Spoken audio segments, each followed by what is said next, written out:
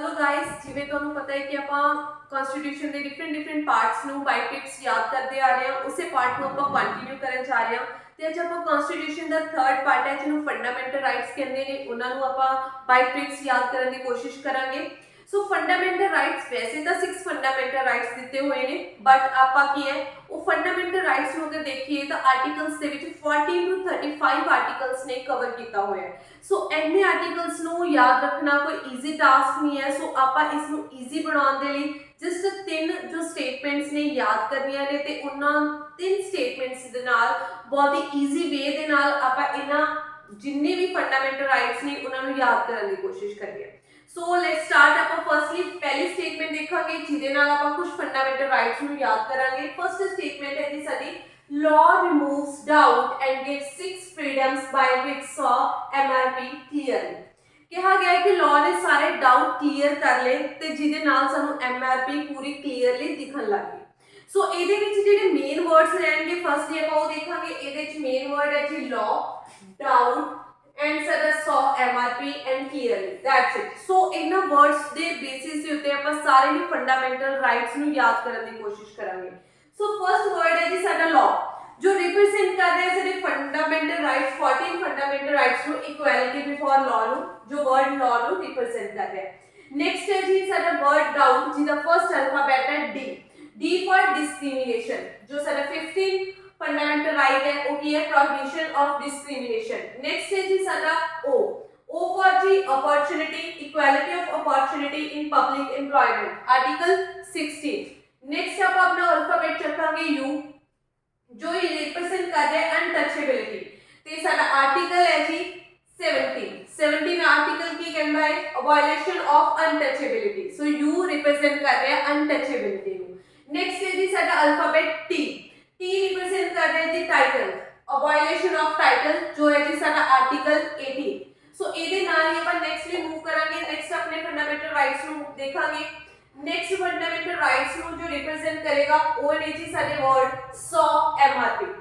सो MRP सानू पता है जो साडा फंडामेंटल राइट 19 है उदे डिफरेंट फ्रीडम्स दित्तियां गईयां ने। सो जो सॉ एमआरपी है वो सानू रिप्रेजेंट करेगा डिफरेंट फ्रीडम्स नु जो आर्टिकल 19 दे विच दित्तियां गईयां ने। सो फर्स्ट अल्फाबेट है जी साडा एस जो रिप्रेजेंट कर रहा है speech, right of speech, right to speech, right to freedom of speech and expression जो सारी फर्स्ट फ्रीडम है ये फ्रीडम है अंडर आर्टिकल 19। सो नेक्स्ट साडा अल्फाबेट है जी ए जो रिप्रेजेंट कर रहा है असेंबल कि साडे कोल राइट है कि असी अपनी मर्जी दे नाल यूनियन यूनियंस या फिर असेंबल पीसफुली असेंबल हो सकते हैं, ठीक है, इकट्ठे हो सकते हैं विदाउट आर्म्स। सो अपन नेक्स्ट अल्फाबेट पे जावांगे जिथे लिखा हुआ है यू। यू फॉर यूनियंस जो रिप्रेजेंट कर रहा है 19 दे क्लॉज सी। यूनियन की सानू पूरी फ्रीडम है कि ਅਸੀਂ अपनी मर्जी दे नाल यूनियंस ऑर्गेनाइजेशन बना सकते हैं। सो नेक्स्ट अल्फाबेट है जी साडा एम जो रिप्रेजेंट कर रहा है मूव जो साडी आज जो फंडामेंटल राइट है 9 ओदा क्लॉज है डी जिस दे विच दिता होया है कि ਅਸੀਂ कंट्री दी किसी भी टेरिटरी दे विच फ्रीली मूव कर सकते हैं। सो नेक्स्ट अल्फाबेट है जी साडा आर जो रिप्रेजेंट कर रहा है साइड वर्ल्ड कि ਅਸੀਂ कंट्री दे किसी भी कोने दे विच जाके रह सकते हैं। नेक्स्ट अल्फाबेट है जी अपना पी जो रिप्रेजेंट कर रहा है प्रैक्टिस एनी प्रोफेशन कि ਅਸੀਂ अपनी मर्जी दे नाल किसी भी प्रोफेशन ਨੂੰ ऑप्ट कर सकते हैं, बिजनेस कर सकते हैं, स्टडी कर सकते हैं। वो सानू फ्रीडम दी गई है आर्टिकल 19 दे अंडर क्लॉज एफ दे विच। सो ਆਪਾਂ मूव करते अपने नेक्स्ट वर्ड दे उत्ते जो डिफरेंट अपने फंडामेंटल राइट को रिप्रेजेंट करेगा वो वर्ड है जी साडा क्लियरली। सो क्लियरली वर्ड केना फंडामेंटल राइट को रिप्रेजेंट कर रहा है। फर्स्टली है जी आप अल्फाबेट चकांगे सी जो रिप्रेजेंट कर रहा है conviction, protection in respect for conviction for of offence. So साडा आर्टिकल 20 कवर हो रहा है साडे वर्ड अल्फाबेट सी दे नाल। नेक्स्ट अल्फाबेट है जी साडा एल जो रिप्रेजेंट कर रहा है लॉ एंड लिबर्टी जो साडा आर्टिकल है 21। सो नेक्स्ट है जी साडा ई जो रिप्रेजेंट कर रहा है right to education. E for education जो कवर हो रहा है 21 ए आर्टिकल दे जरिए। सो नेक्स्ट है जी अल्फाबेट साडा ए जो रिप्रेजेंट कर रहा है word against arrest and detention. So word A represent ਕਰ ਰਿਹਾ ਅਰੈਸਟ ਨੂੰ। ਸੋ ਆਪਾਂ ਨੈਕਸਟਲੀ ਮੂਵ ਕਰਦੇ ਹਾਂ ਕਿ ਜੋ ਕਲੀਅਰਲੀ ਵਰਡ ਦੇ ਵਿੱਚ L ਰਹਿ ਗਈ ਹੈ, ਉਹ ਜੋ ਰਿਮੇਨਿੰਗ L ਅਲਫਾਬੈਟ ਹੈ ਉਹ ਕਿੰਨਾ ਫੰਡਾਮੈਂਟਲ ਰਾਈਟਸ ਨੂੰ ਰਿਪਰੈਜ਼ੈਂਟ ਕਰੇਗਾ। L ਫॉर ਲੇਬਰ, ਤੇ ਸਾਨੂੰ ਪਤਾ ਹੈ ਕਿ ਜੋ ਸਾਡੇ ਨੈਕਸਟ ਫੰਡਾਮੈਂਟਲ ਰਾਈਟਸ ਨੇ ਉਹ ਕਿਸ ਵਰਡ ਨੂੰ ਰਿਪਰੈਜ਼ੈਂਟ ਕਰ ਰਹੇ ਜਾਂ ਕਿਸ ਬੁਨਿਆਦੀ ਅਧਿਕਾਰ ਨੂੰ ਦੱਸ ਰਹੇ ਨੇ, ਉਹ ਹੈ ਜੀ ਰਾਈਟ ਅਗੇਂਸਟ ਐਕਸਪਲੋਇਟੇਸ਼ਨ। ਐਕਸਪਲੋਇਟੇਸ਼ਨ ਕਿਸ ਤਰੀਕੇ ਦੀ, ਦੋਨਾਂ ਦੇ ਵਿੱਚ ਹੀ 23 ਐਂਡ 24 ਆਰਟੀਕਲ ਦੇ ਵਿੱਚ ਲੇਬਰ ਵਰਡ ਦਾ ਯੂਜ਼ ਹੋ ਰਿਹਾ ਹੈ। ਕਹਿੰਦੇ protection of human trafficking and forced labour.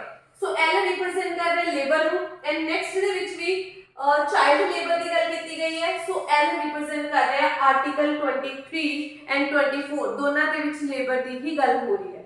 ਸੋ ਇਸ ਇੱਕ ਹੀ ਸਟੇਟਮੈਂਟ ਦੇ ਨਾਲ ਤੁਸੀਂ ਕੀ ਹੈ 24 ਮਤਲਬ ਕਿ 14 to 24 ਆਰਟੀਕਲਸ ਨੂੰ ਯਾਦ ਕਰ ਲਿਆ। ਸੋ ਆਪਾਂ ਨੈਕਸਟ ਰਿਮੇਨਿੰਗ ਫੰਡਾਮੈਂਟਲ ਰਾਈਟਸ ਨੂੰ ਯਾਦ ਕਰਾਂਗੇ ਨੈਕਸਟ ਸਟੇਟਮੈਂਟ ਦੇ ਨਾਲ। ਸੋ ਸਾਡੀ ਤੁਸੀਂ ਨੈਕਸਟ ਸਟੇਟਮੈਂਟ ਯਾਦ ਕਰਨੀ ਹੈ, con man evades tax attendance and hampers Indian culture and education. ਕਹਿੰਦੇ ਕਿਸੇ ਚੀਟਰ ਨੇ, ਕਿਸੇ ਮੈਨ ਨੇ ਕੀ ਨਹੀਂ ਕੀਤਾ, ਆਪਣਾ ਟੈਕਸ ਪੇ ਨਹੀਂ ਕੀਤਾ, ਜਿਹਦੇ ਕਰਕੇ ਇੰਡੀਆ ਦੇ ਕਲਚਰ ਨੂੰ ਹੈ ਉਹ ਚੀਜ਼ਾਂ ਭੁਗਤਣੀਆਂ ਪਈਆਂ। ਸੋ ਆਪਾਂ ਦੇਖਾਂਗੇ ਕੌਣ ਜੋ ਰਿਪਰੈਜ਼ੈਂਟ ਕਰ ਰਿਹਾ ਹੈ ਉਹ ਆਰਟੀਕਲ 25 ਨੂੰ ਰਿਪਰੈਜ਼ੈਂਟ ਕਰ ਰਿਹਾ ਹੈ conscience, freedom of conscience profession practice and propagation. ਹਰ ਇੱਕ ਬੰਦੇ ਨੂੰ ਫ੍ਰੀडम ਹੈ ਆਪਣਾ ਧਰਮ ਮੰਨਣ ਦੀ, ਉਸ ਨੂੰ ਫੈਲਾਉਣ ਦੀ, ਸਭ ਨੂੰ ਫ੍ਰੀडम ਹੈ।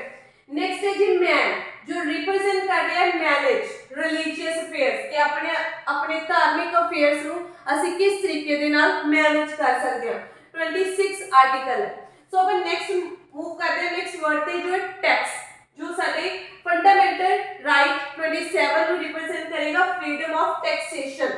ਠੀਕ ਹੈ ਜੀ, freedom of taxation. Next word है जी साडा अटेंडेंस, जो रिप्रेजेंट करेगा आर्टिकल 28 नु freedom of attending word attendance word represent कर रहे हैं अटेंडिंग नु। सो अपन नेक्स्ट मूव करते हैं अपने फंडामेंटल राइट्स नु। जो आपा स्टेटमेंट पढ़ी है वो पूरे तरीके नाल किस तरीके नाल पढ़ी है कि कौन main wet tax attendance and hampers Indian culture and education right. जो साडे नेक्स्ट 29 ਤੇ 30 ਆਰਟੀਕਲਸ ਨੇ ਇਹ ਦੋਨੋਂ ਮਾਈਨॉरिटीज ਦੇ ਰਾਈਟ ਨੂੰ ਕਵਰ ਕਰਦੇ ਨੇ, ਦੈਟ ਮੀਨਸ ਕਿਹਨੂੰ ਕਵਰ ਕਰਦੇ ਨੇ, ਐਜੂਕੇਸ਼ਨਲ ਐਂਡ ਕਲਚਰਲ ਰਾਈਟ ਨੂੰ। ਸੋ ਆਰਟੀਕਲ 29 ਐਂਡ 30 ਕਵਰ ਹੋ ਰਿਹਾ under culture and education rights ਤੇ। ਸੋ ਆਪਾਂ ਨੈਕਸਟ ਮੂਵ ਕਰਾਂਗੇ ਜੀ, ਜੋ ਸਾਡੇ ਰਿਮੇਨਿੰਗ ਨੇ ਫੰਡਾਮੈਂਟਲ ਰਾਈਟਸ ਉਹ ਕਵਰ ਹੋਣਗੇ ਜੀ। ਸਾਡੀ ਨੈਕਸਟ ਸਟੇਟਮੈਂਟ ਹੈ, जो स्टेटमेंट है जी supreme court will catch Ramlal. कहते सुप्रीम कोर्ट ने रामलाल ਨੂੰ कैच कर लिया। ਹੁਣ ਇਹਦੇ ਵਿੱਚ इंपॉर्टेंट ਤੇ मेन वर्ड ਕੀ ਹੈ, रामलाल, जो कवर करता है ਸਾਡੇ ਰਿਮੇਨਿੰਗ ਫੰਡਾਮੈਂਟਲ ਰਾਈਟਸ ਨੂੰ। ਫਰਸਟਲੀ ਰਾਮ ਦਾ ਤੁਸੀਂ ਡਿਵਾਈਡ ਕਰਨਾ, ਰਾਮਲਾਲ ਦਾ ਡਿਵਾਈਡ ਕਰਨਾ ਹੈ ਰਾਮ, ਜੋ ਰਿਪਰੈਜ਼ੈਂਟ ਕਰ ਰਿਹਾ ਹੈ ਰੈਮੇਡੀਜ਼ ਨੂੰ। Remedies, Ram means remedies. ठीक है जी। सो इस तो इलावा अगर ਅਸੀਂ ਰਾਮ ਨੂੰ ਵੀ ਡਿਵਾਈਡ ਕਰੀਏ, R ਫॉर ਲੈ ਲੈਂਦੇ ਆ रेमेडीज, A फॉर ਲੈ ਲੈਂਦੇ ਆ ਅਸੀਂ ਆਰਮਡ ਫੋਰਸਿਸ, M फॉर ਲੈ ਲੈਂਦੇ ਆ ਅਸੀਂ ਮਾਰਸ਼ਲ ਲਾਅ, ਜੋ ਰਿਪਰੈਜ਼ੈਂਟ ਕਰ ਰਿਹਾ ਹੈ 34 ਆਰਟੀਕਲ। M फॉर ਕੀ ਹੈ ਜੀ, ਮਾਰਸ਼ਲ ਲਾਅ, ਮਿਲਟਰੀ ਰੂਲ ਔਰ ਮਾਰਸ਼ਲ ਲਾਅ ਰਿਪਰੈਜ਼ੈਂਟ ਹੋ ਰਿਹਾ M ਅਲਫਾਬੈਟ ਦੇ ਨਾਲ। ਤੇ ਨੈਕਸਟ ਸਾਡਾ ਅਲਫਾਬੈਟ ਹੈ ਜੀ L, जो रिप्रेजेंट कर रहे हैं सारे लॉस ਨੂੰ। ठीक है जी, empowers the parliament to make laws on fundamental rights। सो ਇਹ ਤਿੰਨ ਸਟੇਟਮੈਂਟ ਅਗਰ ਤੁਸੀਂ ਯਾਦ ਕਰਦੇ ਹੋ, ਇਹਦੇ ਵਿੱਚੋਂ ਕੋਰ ਵਰਡਸ ਨੂੰ ਚੱਕ ਕੇ ਇਹਨਾਂ ਅਲਫਾਬੈਟਸ ਦੇ ਨਾਲ ਮੈਚ ਕਰਕੇ ਯਾਦ ਕਰਨ ਦੀ ਕੋਸ਼ਿਸ਼ ਕਰਦੇ ਹੋ, ਤਾਂ ਤੁਸੀਂ ਫੰਡਾਮੈਂਟਲ ਰਾਈਟਸ ਨੂੰ ਬਹੁਤ ਹੀ ਈਜ਼ੀ ਤੇ ਬਹੁਤ ਹੀ ਸਿੰਪਲ ਵੇ ਦੇ ਨਾਲ ਯਾਦ ਕਰ ਸਕਦੇ ਹੋ। So thank you so much.